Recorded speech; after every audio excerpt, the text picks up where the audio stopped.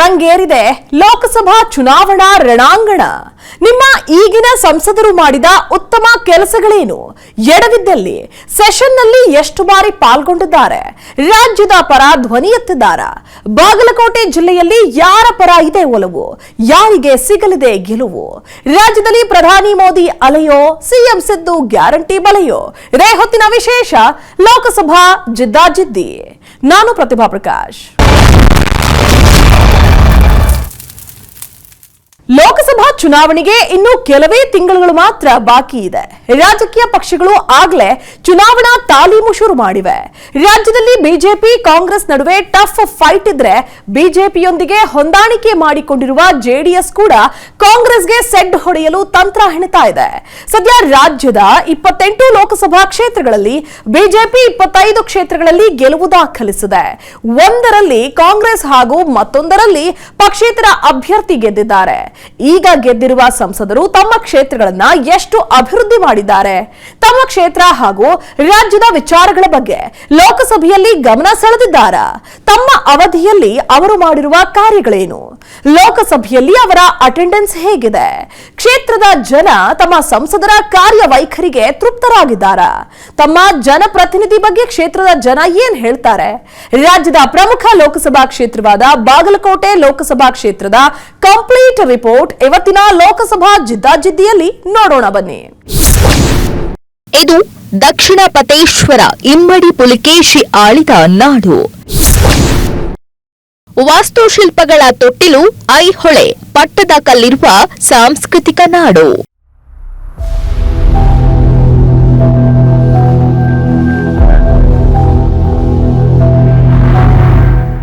ಉತ್ತರ ಕರ್ನಾಟಕ ಭಾಗದಲ್ಲಿರುವ ಬಾಗಲಕೋಟೆ ಐತಿಹಾಸಿಕ ಹಿನ್ನೆಲೆ ಹೊಂದಿರುವ ಜಿಲ್ಲೆ.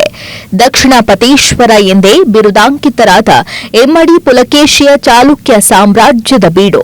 ವಾಸ್ತುಶಿಲ್ಪಗಳ ತೊಟ್ಟಿಲು ಎಂದೇ ಕರೆಯಲ್ಪಡುವ ಐಹೊಳೆ, ಪಟ್ಟದಕಲ್ಲು, ಬಾದಾಮಿ, ಮಹಾಕೂಟ ಹಾಗೂ ಬಸವಣ್ಣನ ಐಕ್ಯ ಸ್ಥಳ, ಕೂಡಲ ಸಂಗಮಗಳಂತಹ ಪ್ರಸಿದ್ಧಿ ಸ್ಥಳಗಳಿರುವ ಜಿಲ್ಲೆ. ಇದರ ಜೊತೆಯಲ್ಲೇ ಬಾಗಲಕೋಟೆ ಇಳಕಲ್ ಸೀರೆ, ಇಳಕಲ್ ಗ್ರಾನೈಟ್, ಗುಳೇದಗುಡ್ಡ ಕಣ, ಅಮಿನಗಡ ಕರದಂಟು, ಕುಂದರಗಿ ಕಂಬಳಿ, ಮುಧೋಳ ಶ್ವಾನಕ್ಕೂ ಹೆಸರುವಾಸಿ.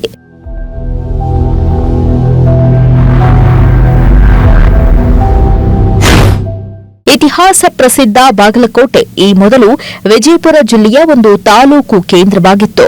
1997ರಲ್ಲಿ ವಿಜಯಪುರದಿಂದ ಬೇರ್ಪಟ್ಟು ಪ್ರತ್ಯೇಕ ಜಿಲ್ಲೆಯಾಗಿ ರೂಪುಗೊಂಡಿರುವ ಬಾಗಲಕೋಟೆಗೆ ಇದೀಗ 2.5 ದಶಕ ಕಳೆದಿದೆ.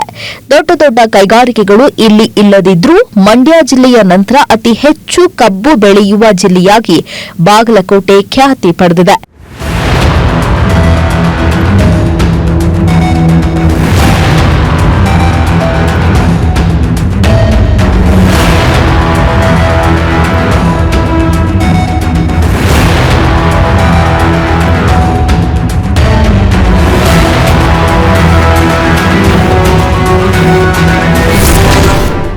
ರಾಜ್ಯಕ್ಕೆ 2 ಮುಖ್ಯಮಂತ್ರಿಗಳನ್ನ ನೀಡಿದ ಜಿಲ್ಲೆ. ಇಲ್ಲಿನವರೇ ಉಪರಾಷ್ಟ್ರಪತಿ, ಹಂಗಾಮಿ ರಾಷ್ಟ್ರಪತಿಯಾಗಿದ್ದ ಬಿಡಿ ಜತ್ತಿ. ಇನ್ನು ರಾಜಕೀಯವಾಗಿ ನೋಡೋದಾದ್ರೆ ರಾಜ್ಯ ದೇಶದ ರಾಜಕೀಯದಲ್ಲಿ ತನ್ನದೇ ಆದ ಛಾಪು ಮೂಡಿಸಿದ ಜಿಲ್ಲೆ. ಬಾಗಲಕೋಟೆಯವರೇ ಆದ ಬಿಡಿ ಜತ್ತಿ, ಎಸ್ಆರ್ ಕಂಠಿ ರಾಜ್ಯ ಮುಖ್ಯಮಂತ್ರಿಗಳಾಗಿದ್ರು. ಇನ್ನು ಬಿಡಿ ಜತ್ತಿ ಅವರು ಉಪರಾಷ್ಟ್ರಪತಿಗಳಾಗಿ ಹಂಗಾಮಿ ರಾಷ್ಟ್ರಪತಿಯಾಗಿದ್ದವರು. ಇದು ಸಹ ಜಿಲ್ಲೆ ಹೆಮ್ಮೆ ಪಡುವಂತಹ ವಿಷಯ. ಇದರ ಜೊತೆಯಲ್ಲೇ ನಿಜಲಿಂಗಪ್ಪ, ವೀರೇಂದ್ರ ಪಾಟೀಲ್, ರಾಮಕೃಷ್ಣ ಹೆಗಡೆ ಹಾಗೂ ಸಿದ್ದರಾಮಯ್ಯರಂತಹ ಘಟಾನುಘಟಿ ನಾಯಕರು ಅದೃಷ್ಟ ಪರೀಕ್ಷೆ ನಡೆಸಿದಂತಹ ಜಿಲ್ಲೆ ಇದು.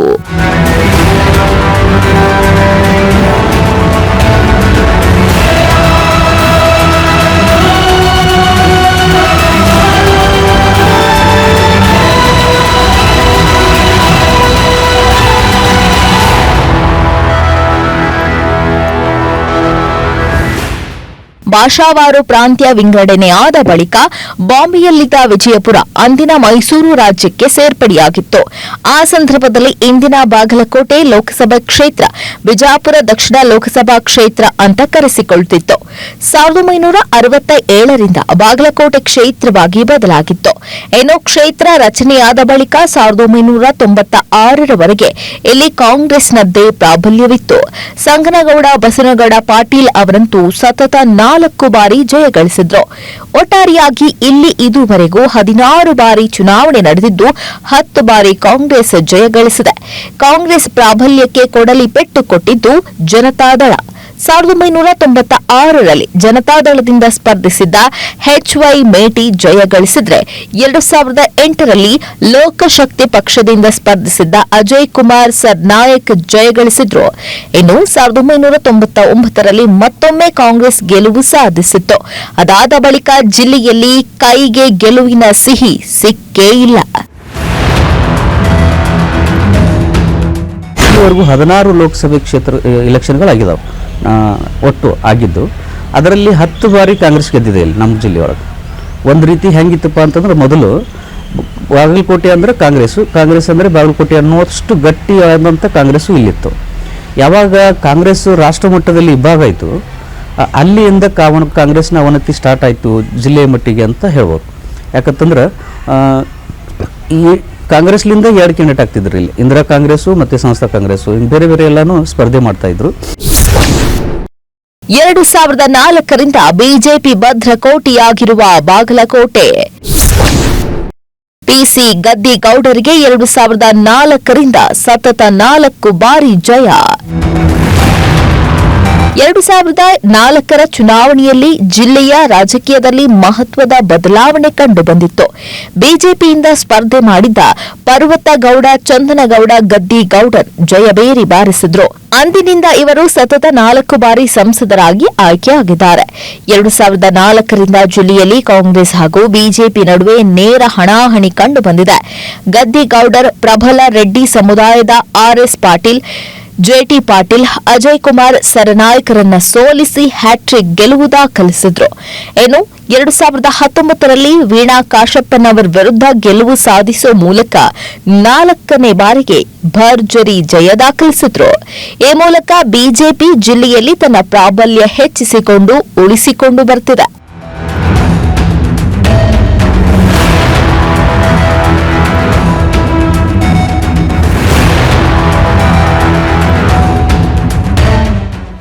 ನಮ್ಮ ಜಿಲ್ಲೆಯಲ್ಲಿ ಸ್ಟ್ರಾಂಗ್ ಆಗಿರೋದು 2004ರಿಂದ. 2099ರಲ್ಲಿ ಇದರವರೆಲ್ಲ ಏನು ಬಂದರು, ಜನತಾ ಪರಿವಾರದಿಂದ ಹಿರಿಯರೆಲ್ಲ ಏನು ಇದಕ್ಕೆ ಒಂದಿಷ್ಟು ಜನ ಕಾಂಗ್ರೆಸ್ಗೆ ಬಂದರು, ಒಂದಿಷ್ಟು ಜನ ಬಿಜೆಪಿ ಬಂದರು. ಆ ನಂತರ ಈ ನಮ್ಮ ಸದ್ಯಕ್ಕೆ ಹಾಲಿ ಸಂಸದರಾದಂಥ ಪಿಸಿ ಗದ್ದಿಗೌಡರು ಕೂಡ ಜನತಾ ಪರಿವಾರದಿಂದ ನಮ್ಮ ಬಿಜೆಪಿಗೆ ಅವ್ರು ಸೇರ್ಪಡೆ ಆಗಿದ್ದು. ಕಾರಜೋಳ ಅವರು ಎಲ್ಲರೂ ಸೇರಿ ಬಂದರು. ಬಾಗಲಕೋಟೆ ಲೋಕಸಭಾ ಕ್ಷೇತ್ರ ಒಟ್ಟು 8 ವಿಧಾನಸಭಾ ಕ್ಷೇತ್ರಗಳನ್ನು ಒಳಗೊಂಡಿದೆ.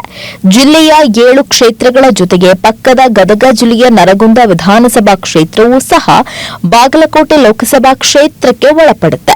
ಸದ್ಯ ಕ್ಷೇತ್ರದ ವ್ಯಾಪ್ತಿಯಲ್ಲಿರುವ ಮುಧೋಳ, ಬೆಳಗಿ, ಬಾದಾಮಿ, ಬಾಗಲಕೋಟೆ, ಹುನಗುಂದ ವಿಧಾನಸಭಾ ಕ್ಷೇತ್ರಗಳಲ್ಲಿ ಕಾಂಗ್ರೆಸ್ ಜಯಗಳಿಸಿದ್ರೆ, ತೆರೆದಾಳ, ಜಮಖಂಡಿ ಮತ್ತು ಗದಗ ಜಿಲ್ಲೆಯ ನರಗುಂದ ಕ್ಷೇತ್ರಗಳಲ್ಲಿ ಬಿಜೆಪಿ ಗೆಲುವು ಸಾಧಿಸಿದೆ.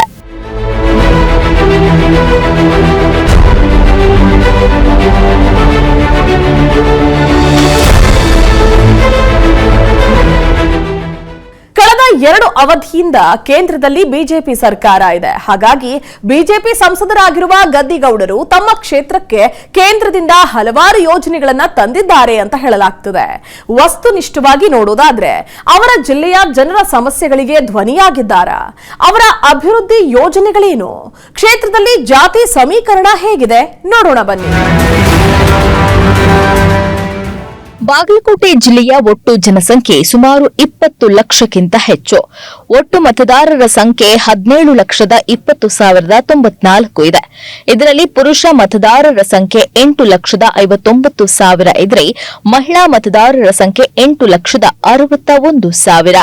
ಬಾಗಲಕೋಟೆ ಕ್ಷೇತ್ರದ ಜಾತಿ ಪ್ರಾಬಲ್ಯವನ್ನ ಗಮನಿಸುವುದಾದರೆ ಲಿಂಗಾಯತರು 2,70,000 ಇದ್ರೆ ಕುರುಬರು 2,30,000, ಗಾಣಿಗ ಸಮುದಾಯದವರು 1,30,000, ಎಸ್ಸಿ ಸಮುದಾಯದವರು 3,00,000, ಹಾಗೆ ಎಸ್ಟಿ ಸಮುದಾಯದವರು 1,25,000, ಅಲ್ಪಸಂಖ್ಯಾತರು 1,80,000, ಹಾಗೆ ಇತರರು 4,85,000 ಮಂದಿ ಇದ್ದಾರೆ. ಬಾಗಲಕೋಟೆ ಲಿಂಗಾಯತ ಪ್ರಾಬಲ್ಯದ ಕ್ಷೇತ್ರ. ಹಾಗಾಗಿ ಹಲವು ದಶಕಗಳವರೆಗೆ ಲಿಂಗಾಯತ ಸಮುದಾಯದ ನಾಯಕರಿಗೆ ಹೆಚ್ಚಾಗಿ ಟಿಕೆಟ್ ಸಿಗ್ತಾ ಇತ್ತು. ಈ ಸಮುದಾಯದವರೇ ಗೆಲುವು ಸಾಧಿಸ್ತಾ ಇದ್ರು. ಆದರೆ 2004ರ ಚುನಾವಣೆಯಲ್ಲಿ ಗಾಣಿಗ ಸಮುದಾಯದ ಗದ್ದಿ ಗೌಡರ್ ಕಣಕ್ಕಿಳಿದು ಗೆಲುವು ಸಾಧಿಸಿದ್ರು. ಅದಾದ ಬಳಿಕ ಇವರೇ ಕ್ಷೇತ್ರದಲ್ಲಿ ನಿರಂತರವಾಗಿ ಗೆಲುವು ಸಾಧಿಸುತ್ತಿದ್ದಾರೆ. ಹಾಗಾಗಿ 2004ರ ಬಳಿಕ ಕ್ಷೇತ್ರದಲ್ಲಿ ಜಾತಿ ಸಮೀಕರಣವೇ ಬದಲಾವಣೆ ಕಂಡಿದೆ. ಬಿಜೆಪಿಯವರು ಲಿಂಗಾಯತರಿಗೆ ಕೊಡ್ತಿದ್ರು, ಕಾಂಗ್ರೆಸ್ದವರು ಲಿಂಗಾಯತರಿಗೆ ಕೊಡ್ತಿದ್ರು, ಅಥವಾ ದಳದವರು ಕೂಡ ಲಿಂಗಾಯತರ ಕಮ್ಯುನಿಟಿನೇ ಇಲ್ಲಿ ಬಾಗಲಕೋಟೆಯಲ್ಲಿ ಪ್ರಬಲವಾಗಿದೆ ಅಂತ ಹೇಳಿ ಆ ಒಂದು ಎಂಗಲ್ದಾಗ ಕೊಡ್ತಿದ್ರು. 2004ರಿಂದ ಈಚೆ ಜಾತಿ ಸಮೀಕರಣಗಳನ್ನ ಮತ್ತು ಲೆಕ್ಕಾಚಾರಗಳೇ ಬೇರೆ ಅದು. ಅಲ್ಲೆಲ್ಲ ಒಂದು ಓವರಾಲ್ ಆಗಿ ಒಂದು ದಲಿತರು ಒಂದು ಲಿಂಗಾಯತರು ಅನ್ನೋ ಒಂದು ಕಾನ್ಸೆಪ್ಟ್ ಮ್ಯಾಗ ಚುನಾವಣೆಗಳು ಆಗ್ತಿದ್ವು. SC ವೋಟರ್ಸ್ ಅಂತೇಳಿ ಕೆಲವರು ಮಾತಾಡ್ತಿದ್ರು, ಇನ್ನು ಕೆಲವರು ಲಿಂಗಾಯತರ ವೋಟರ್ಸ್ ಅಂತ ಮಾತಾಡ್ತಿದ್ರು. 99 ಮುಗಿದ್ಮ್ಯಾಗ ಅಂದ್ರೆ 99 ಆದ್ಮೇಲೆ ಅಲ್ಲಿ ಒಂದಿಷ್ಟು ಜಾತಿ ಸಮೀಕರಣ ಮತ್ತು ಜನತಾದಳದಿಂದ ಬಿಜೆಪಿ ಬಂದವರು ಒಂದಿಷ್ಟು ಬಲಿಷ್ಠಗಳೆಲ್ಲ ಆದ್ಮ್ಯಾಗ ಒಂದಿಷ್ಟು ಗಮನ ಸೆಳೆಯುವಂತ ಓಟು 99ರಲ್ಲಿ ಬಿಜೆಪಿ ತಗೋತದ. ಸಾಕಷ್ಟು ಸವಾಲುಗಳನ್ನ ಹೊಂದಿರುವ ಬಾಗಲಕೋಟೆ ಜಿಲ್ಲೆಗೆ ಸಂಸದ ಗದ್ದಿ ಗೌಡರ್ ಹಲವು ಯೋಜನೆಗಳನ್ನ ತಂದಿದ್ದು ಜಿಲ್ಲೆಯ ಅಭಿವೃದ್ಧಿಗೆ ಪ್ರಯತ್ನಿಸಿದ್ದಾರೆ. ಅದರಲ್ಲೂ ಕ್ಷೇತ್ರದ ವ್ಯಾಪ್ತಿಯಲ್ಲಿ ರಸ್ತೆ ಸಂಪರ್ಕ ಅಭಿವೃದ್ಧಿಗೆ ಒತ್ತು ಕೊಟ್ಟಿದ್ದೇನೆ ಅಂತಾರೆ ಸಂಸದರು. ನಾನು ಕೇಂದ್ರ ಸರ್ಕಾರದ ಮೇಲೆ ಒತ್ತಡವನ್ನು ತಂದು ಬಾಲಾಪುರದಿಂದ ಏನು ಗದ್ದನಕೇರಿವರೆಗೆ ಹೊಸದಾಗಿ 367 ಈ ಒಂದು ರಾಷ್ಟ್ರೀಯ ಹೆದ್ದಾರಿ ಪ್ರಾರಂಭವಾಗಿರ್ತಕ್ಕಂಥ ಸಂದರ್ಭದಲ್ಲಿ ಇವತ್ತು 3 ಹಂತದಲ್ಲಿ ಈ ಕಾಮಗಾರಿ ನಡೀತಿದೆ. ಈಗಾಗಲೇ ಗದ್ದನಕೇರಿ ಶಿರೂರು ಈ ಒಂದು ಚತುಷ್ಪಥ ರಸ್ತೆ ಇವತ್ತು ಕಾರ್ಯ ಪ್ರಾರಂಭವಾಗಿ ಇನ್ನೇನೋ ಮುಗುವ ಹಂತದಲ್ಲಿದೆ. ಪಟ್ಟದಕಲ್ಲಿಂದ ನನ್ನ ಕ್ಷೇತ್ರದಲ್ಲಿ ಸರ್ಜಾಪುರದವರೆಗೆ 33 ಕಿಲೋಮೀಟರ್ ಈ ಒಂದು ಮಲಪ್ರಭಾ ನದಿಗೆ ಬ್ರಿಡ್ಜ್ ಸಹಿತವಾಗಿ ಈ ಕೆಲಸ ಪ್ರಾರಂಭವಾಗಿ ಈಗಾಗಲೇ ಭೂ ಸ್ವಾಧೀನ ಕಾರ್ಯ ನಡೆದಿದೆ. ಏನು ಭಾರತ್ ಮಾಲಾ ಯೋಜನೆಯಲ್ಲಿ ಪಣಜಿ ಹೈದರಾಬಾದ್ ಎಕ್ಸ್ಪ್ರೆಸ್ ವೇ ನಮ್ಮ ಮತಕ್ಷೇತ್ರದಲ್ಲಿ 102 ಕಿಲೋಮೀಟರ್ ಆ ಒಂದು ರಸ್ತೆ ಹಾಯ್ದು ಹೋಗ್ತಿದೆ.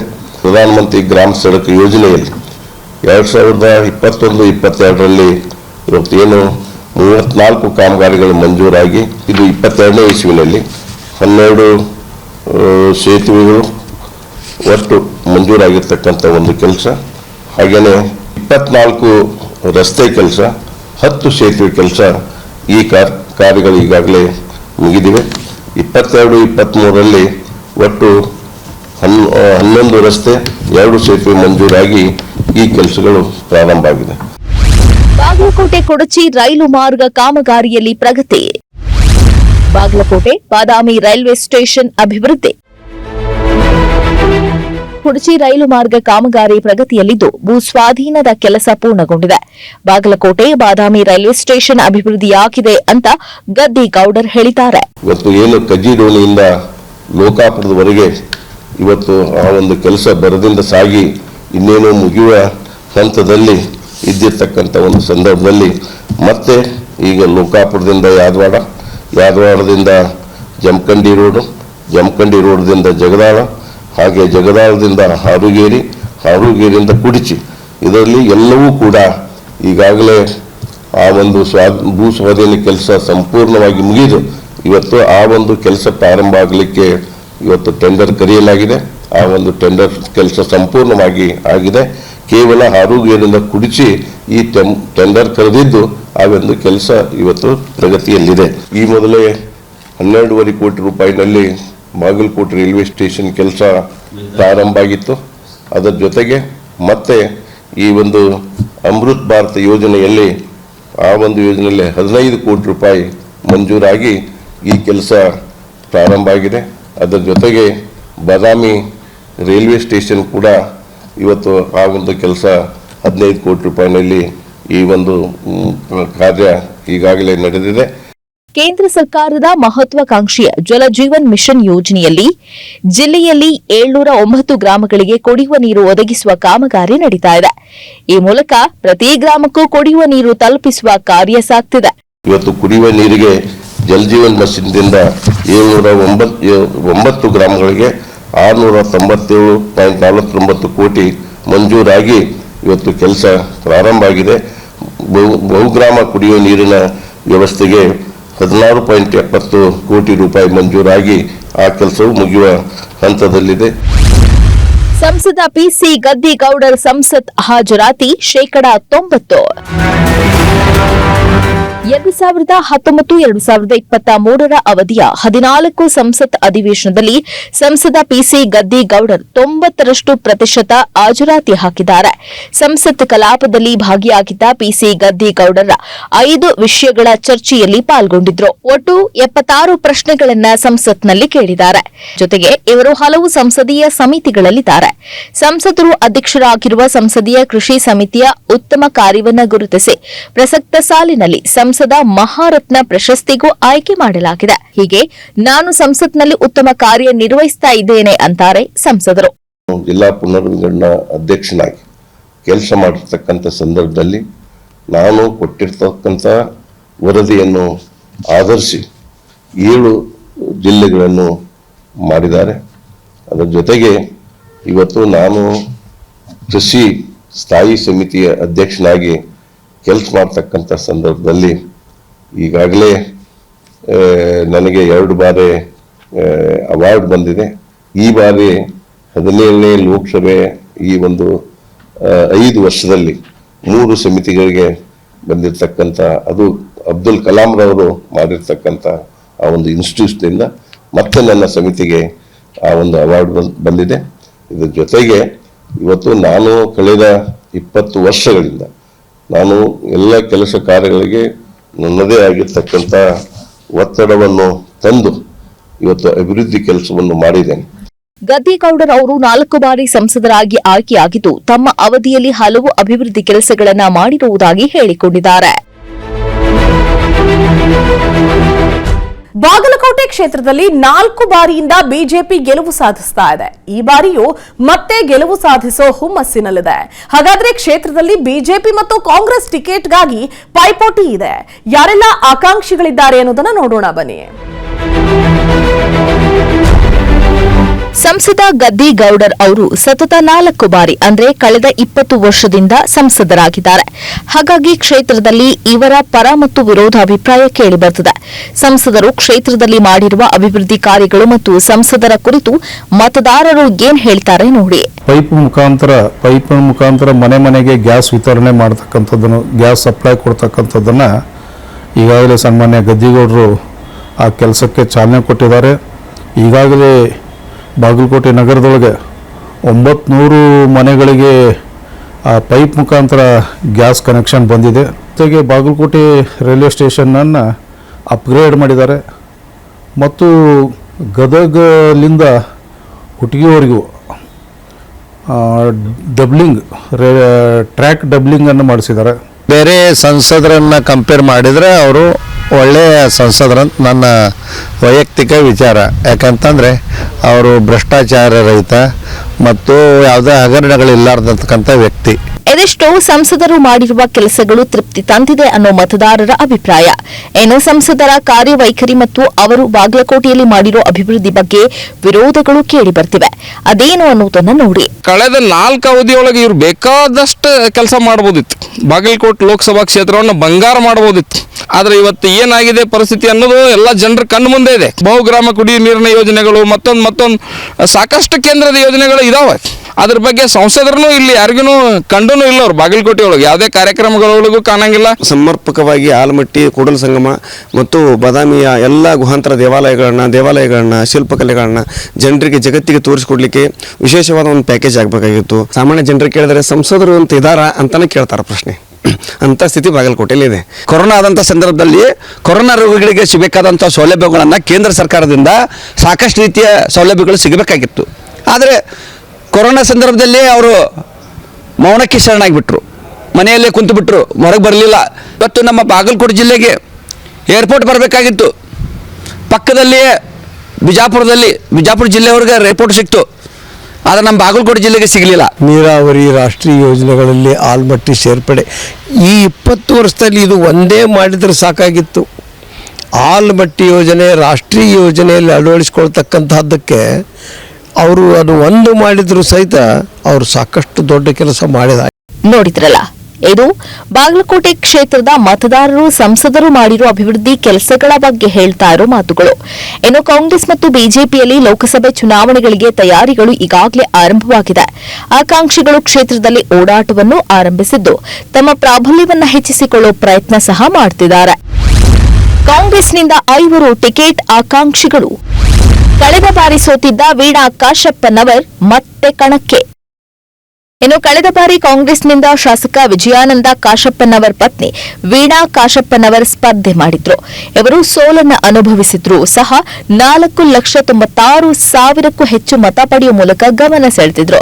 ಹಾಗಾಗಿ ಈ ಬಾರಿಯೂ ವೀಣಾ ಕಾಶಪ್ಪನವರ್ ಕಾಂಗ್ರೆಸ್ ಟಿಕೆಟ್ನ ಪ್ರಬಲ ಆಕಾಂಕ್ಷಿಯಾಗಿದ್ದಾರೆ. ಇವರ ಜೊತೆಯಲ್ಲೇ 5 ಆಕಾಂಕ್ಷಿಗಳ ಹೆಸರು ಹೈಕಮಾಂಡಿಗೆ ಹೋಗಿದೆಯಂತೆ. ಕಾಂಬಿನೇಷನ್ ಅಂದ್ರೆ ವೀಣಾ ಕಾಶ್ಯಪ್ನವರು, ಶಿವಾನಂದ ಪಾಟೀಲ್, ಇಡೀ ಕಾಂಗ್ರೆಸ್ ನಾಯಕರು ಎಲ್ಲ ಸೇರಿ ಇನ್ನೊಂದು ಆ ಸಂದರ್ಭದಲ್ಲಿ ಕಾಂಗ್ರೆಸ್ನಿಂದ ಇಬ್ಬರೇ ಎಂ ಎಲ್ ಎಗಳು ಇದ್ರು ಕೂಡ 4,92,000 ಮತಗಳನ್ನ ವೀಣಾ ಕಾಶ್ಯಪ್ನವ್ರು ತಗೊಂಡ್ರು. ಇದು ಒಂದು ರಾಜ್ಯದಲ್ಲಿ ಸೋತರು ಕೂಡ ಗಮನ ಸೆಳೆಯುವಂತ ಕೆಲಸ ವೀಣಾ ಕಾಶ್ಯಪ್ನವ್ರು ಮಾಡಿದ್ರು. ಅವರು ಕೂಡ ಅವ್ರು ಸೋತರು 5 ವರ್ಷ ನಿರಂತರವಾಗಿ ಪಕ್ಷದಲ್ಲಿ ಓಡಾಡ್ಕೊಂಡಿದ್ದಾರೆ. ಇಡೀ ನಮ್ಮ ಅಷ್ಟು 8 ವಿಧಾನಸಭಾ ಮತಕ್ಷೇತ್ರದಲ್ಲಿ ಕೂಡ ಓಡಾಡ್ಕೊಂಡಿದ್ದಾರೆ. ಅವರು ಪ್ರಬಲ ಆಕಾಂಕ್ಷಿಯಾಗಿದ್ದಾರೆ. ಬಹುತೇಕ ಅವರಿಗೆ ಟಿಕೆಟ್ ಸಿಗ್ತದೆ ಅಂತ ಹೇಳಿ ಆಲ್ರೆಡಿ ಚುನಾವಣಾ ಪ್ರಚಾರ ತರೋದು ನನಗೆ ಸಿಗ್ತದೆ ಅಂತ ಹೇಳಿ ಪ್ರಚಾರ ಶುರು ಹಚ್ಕೊಂಡಿದ್ದಾರೆ. ಆದರೆ ಯಾರಿಗೆ ಟಿಕೆಟ್ ಇನ್ನೂ ಫೈನಲ್ ಮಾಡ್ತಾರೆ ಅನ್ನೋ ಕಾಂಗ್ರೆಸ್ನಲ್ಲಿ ಅಷ್ಟು ಸುಲಭ ಅಲ್ಲ. ಅದು ಅವ್ರವ್ರ ಪಕ್ಷಕ್ಕೆ ಬಿಟ್ಟಿದ್ದು. ಅವರು ಸೇರಿದಂತೆ 5 ಜನ, ವೀಣಾ ಕಾಶ್ಯಪ್ನವರು, ಅಜಯ್ ಕುಮಾರ್ ಸರ್ನಾಯ್ಕು, ಮತ್ತೆ ಆನಂದ್ ನ್ಯಾಮಗೌಡರು, ಬಸವಪ್ರಭು ಸರ್ನಾಡಗೌಡರು ಮತ್ತು ಮೇಟಿ ಅವರು 5 ಹೆಸರು ಫೈನಲ್ ಕೆಪಿಸಿಸಿ ಹೋಗಿದೆ ಅಂತ ನಮಗಿರುವಂತ ಮಾಹಿತಿ. ಹಾಲಿ ಸಂಸದ ಗದ್ದಿಗೌಡ 4 ಬಾರಿ ಗೆಲುವು ಸಾಧಿಸಿದ್ದು ಕ್ಷೇತ್ರದಲ್ಲಿ ಪ್ರಾಬಲ್ಯ ಹೊಂದಿದ್ದಾರೆ. ಆದರೆ ಈ ಬಾರಿ ಅವರಿಗೆ 5ನೇ ಬಾರಿ ಸ್ಪರ್ಧೆ ಮಾಡುವುದಕ್ಕೆ ಟಿಕೆಟ್ ಸಿಗುತ್ತಾ ಅನ್ನೋದು ಗೊತ್ತಿಲ್ಲ. ಬಿಜೆಪಿ ಹೈಕಮಾಂಡ್ ಬದಲಾವಣೆ ಬಯಸಿದ್ರೆ ಸ್ಪರ್ಧೆ ಮಾಡೋಕು ಬಿಜೆಪಿಯಲ್ಲೂ ಆಕಾಂಕ್ಷಿಗಳ ದೊಡ್ಡ ದಂಡೆ ಸಿದ್ಧವಾಗ್ತಿದೆ. ಪಕ್ಷದಲ್ಲಿ ಅಷ್ಟೊಂದು ಅಪಸರ ಇರದೇ ಇದ್ರು ಕೂಡ ಅವರು ಪಕ್ಷಕ್ಕೆ ಅವರಿಂದ ಏನು ಲಾಭ ಇಲ್ಲ ಅನ್ನುವಂಥದ್ದು ಒಂದಷ್ಟು ಮಾತುಗಳು ಬಿಜೆಪಿಯಲ್ಲಿ ಅಲ್ಲೆಲ್ಲಿ ಕೇಳಿ ಬರ್ತಿರ್ತಾವು. ಆದರೆ ಒಂದು ಇಡೀ ರಾಜ್ಯದೊಳಗ ಅತಿ ಸುಲಲಿತವಾಗಿ ಗೆಲ್ಲುವಂತ ಕ್ಷೇತ್ರ ಬಾಗಲಕೋಟೆ ಅನ್ನೋದು ಬಿಜೆಪಿ ಲೆಕ್ಕಕ್ಕೂ ಇದೆ. ಹಿಂಗಾಗಿ ಅವ್ರು ಚೇಂಜ್ ಮಾಡ್ತಾರೋ ಅಥವಾ ಅವ್ರನ್ನ ಕಂಟಿನ್ಯೂ ಮಾಡ್ತಾರೋ, ಯಾರು ಕ್ಯಾಂಡಿಡೇಟ್ ಹಾಕ್ತಾರೋ ಗೊತ್ತಿಲ್ಲ. ಒಟ್ಟು ಒಬ್ಬ ಸುರಕ್ಷಿತ ಅಭ್ಯರ್ಥಿ ಅನ್ನೋದೊಂದು ಪಕ್ಷದ ಹಿರಿಯರಲ್ಲಿ ಒಂದು ವಯಸ್ಸಿನ ಕಾರಣಕ್ಕೆ ಏನಾದರೂ ಚೇಂಜ್ ಮಾಡಿದರೆ ಆ ಲೆಕ್ಕಾಚಾರದೊಳಗೆ ಒಂದು ಮಾಜಿ ಸಚಿವರಾದಂಥ ಮುರುಗೇಶ್ ನಿರಾಣಿ ಅವ್ರ ಹೆಸರು ಕೇಳಿ ಬರತೈತಿ. ಆಮೇಲೆ ಹುಣಗುಂದದ ಮಾಜಿ ಎಮ್ ಎಲ್ ಎ ಆದಂಥ ದೊಡ್ಡನಗೌಡ ಪಾಟೀಲ್ರು ಒಂದು ವೇಳೆ ಗದ್ದಿಗೌಡರು ಅಲ್ಲಂದ್ರೆ ನಾನು ಕ್ಯಾಂಡಿಡೇಟ್ ಆಗ್ತೀನಿ ಅನ್ನುವಂಥ ಅಪೇಕ್ಷೆನ ಅವರು ತಗೊಂಡಿದ್ದಾರೆ. ಇವರು ಪ್ರಮುಖವಾಗಿ ಈ 3 ಹೆಸರುಗಳು ಬಿಟ್ಟರೆ ಇನ್ನು ಒಬ್ಬರು ನಿವೃತ್ತ IAS ಆಫೀಸರ್ ಡಾಕ್ಟರ್ ಪ್ರಕಾಶ್ ಅಂತೇಳಿ ಆಲ್ರೆಡಿ ಅವರು ಕೂಡ ಕ್ಷೇತ್ರದಲ್ಲಿ ತಯಾರಿಯನ್ನು ಮಾಡ್ಕೋತಿದ್ದಾರೆ. ಇನ್ನು ಈ ಬಾರಿ ಬಿಜೆಪಿಯಿಂದ ಮತ್ತೊಮ್ಮೆ ಸ್ಪರ್ಧೆ ಮಾಡೋ ವಿಚಾರವಾಗಿ ಮುಕ್ತವಾಗಿ ಮಾತನಾಡಿರೋ ಗದ್ದಿಗೌಡರ್ ಅವರು ಟಿಕೆಟ್ ವಿಚಾರದಲ್ಲಿ ಯಾವುದೇ ಗೊಂದಲ ಇಲ್ಲ, ಈ ಬಾರಿ ಸ್ಪರ್ಧೆ ಮಾಡೋ ಬಯಕೆ ಇದ್ದೇ ಇದೆ, ಟಿಕೆಟ್ ಸಿಕ್ಕರೆ ಸ್ಪರ್ಧಿಸ್ತೀನಿ ಅಂತ ಹೇಳಿದ್ದು ತಾವು ಟಿಕೆಟ್ ಆಕಾಂಕ್ಷಿ ಅನ್ನೋದನ್ನ ಸ್ಪಷ್ಟಪಡಿಸಿದ್ದಾರೆ. ಗೊಂದಲ ಏನೂ ಇಲ್ಲ. ಇವತ್ತು ನಾನು ಮೊದಲು ಈ ಒಂದು ಚುನಾವಣೆ ಸ್ಪರ್ಧೆ ಮಾಡಬೇಕು ಮಾಡಬಾರ್ದು ಅನ್ನುವ ಒಂದು ಗೊಂದಲದಲ್ಲಿದ್ದೆ. ಅದು ನನ್ನ ಕೌಟುಂಬಿಕ ಕಾರಣದಿಂದ. ಹೀಗಾಗಿ ಮತ್ತೆ ನಮ್ಮ ಕುಟುಂಬದವರು, ನನಗೆ ಬೇಕಾಗಿರ್ತಕ್ಕಂಥ ಆಪ್ತರು, ಆಮೇಲೆ ಈ ಕ್ಷೇತ್ರದ ಜನ ಮತ್ತೊಮ್ಮೆ ಸ್ಪರ್ಧಿಸಬೇಕು ಅನ್ನುವ ಒಂದು ಒತ್ತಡ ನನ್ನ ಮೇಲೆ ಬಂದಮೇಲೆ ನಾನು ಟಿಕೆಟ್ ಸಿಕ್ಕರೆ ನಾನು ಸ್ಪರ್ಧೆ ಮಾಡ್ತೇನೆ, ಬೇರೆದವ್ರು ಸಿಕ್ಕರೆ ಅವರಿಗೆ ಚುನಾವಣೆಯಲ್ಲಿ ಆರ್ಸ್ ಬರಲಿಕ್ಕೆ ನನ್ನದೇ ಆಗಿರ್ತಕ್ಕಂಥ ಪ್ರಾಮಾಣಿಕ ಪ್ರಯತ್ನ ಮಾಡ್ತೀನಿ ಅಂತ ಹೇಳಿದ್ದೇನೆ. ಹಾಲಿ ಸಂಸದ ಗದ್ದಿಗೌಡರವರು ಕ್ಷೇತ್ರದಲ್ಲಿ ತಮ್ಮದೇ ಆದ ಪ್ರಭಾವ ಹೊಂದಿದ್ದಾರೆ. ಇನ್ನು ಇವರ ಪ್ಲಸ್ ಪಾಯಿಂಟ್ ಏನು ಅಂತ ನೋಡುವುದಾದ್ರೆ 4 ಬಾರಿ ಸಂಸದರಾಗಿದ್ದು ಜಿಲ್ಲೆಯ ಮತದಾರರ ಒಲವಿದೆ, ಪ್ರಬಲ ಗಾಣಿಗ ಸಮುದಾಯದ ಬೆಂಬಲವೂ ಇದೆ, ಯಾವುದೇ ಪಕ್ಷದ ಮುಖಂಡರ ವಿರೋಧ ಕಟ್ಟಿಕೊಳ್ಳದ ನಾಯಕರಾಗಿದ್ದಾರೆ. ಇನ್ನು ಗದ್ದಿಗೌಡರ ವಿರುದ್ಧದ ಕೆಲ ಮತದಾರರ ಆರೋಪ, ಮತದಾರರಿಗೆ ಸುಲಭವಾಗಿ ಸಿಗದ ಸಂಸದ ಗದ್ದಿಗೌಡರ್ 4 ಬಾರಿ ಸಂಸದರಾದರೂ ಜಿಲ್ಲೆಯಲ್ಲಿ ಹೆಚ್ಚಿನ ಅಭಿವೃದ್ಧಿ ಕಾರ್ಯ ಆಗಿಲ್ಲ, 20 ವರ್ಷದಲ್ಲಿ ಜಿಲ್ಲೆಯ ಪ್ರವಾಸೋದ್ಯಮ ಅಭಿವೃದ್ಧಿ ಆಗಿಲ್ವಂತೆ. ಗದ್ದಿಗೌಡರವರು ಈ ಬಾರಿಯೂ ತಮಗೆ ಟಿಕೆಟ್ ಸಿಗುತ್ತೆ ಅನ್ನೋ ವಿಶ್ವಾಸದಲ್ಲಿದ್ದಾರೆ. ಇನ್ನು ಕಾಂಗ್ರೆಸ್ನಲ್ಲಿ ಆಕಾಂಕ್ಷಿಗಳ ಸಂಖ್ಯೆ ಹೆಚ್ಚಾಗಿದ್ದು, ಕಳೆದ ಬಾರಿ ಪ್ರಬಲ ಪೈಪೋಟಿ ನೀಡಿದ್ದ ವೀಣಾ ಕಾಶಪ್ಪನವರಿಗೆ ಮತ್ತೆ ಟಿಕೆಟ್ ಸಿಗುತ್ತಾ ಅನ್ನೋ ಪ್ರಶ್ನೆಗೆ ಇನ್ನೂ ಕೆಲವೇ ದಿನಗಳಲ್ಲಿ ಉತ್ತರ ಸಿಗಲಿದೆ. ನೋಡಿದ್ರಲ್ವಾ, ಇದಾಗಿತ್ತು ಇವತ್ತಿನ ಲೋಕಸಭಾ ಜಿದ್ದಾಜಿದ್ದಿ. ಮುಂದಿನ ವಾರ ಮತ್ತೊಂದು ಲೋಕಸಭಾ ಕ್ಷೇತ್ರದ ರಿಪೋರ್ಟ್ ಹೊತ್ತು ನಿಮ್ಮ ಮುಂದೆ ಹಾಜರಾಗ್ತೀವಿ. ಅನುಕ್ಷಣದ ಸುದ್ದಿಗಳಿಗಾಗಿ ನೋಡ್ತೀರಿ ವಿಸ್ತಾರ ನ್ಯೂಸ್. ಇದು ನಿಖರ ಜನಪರ.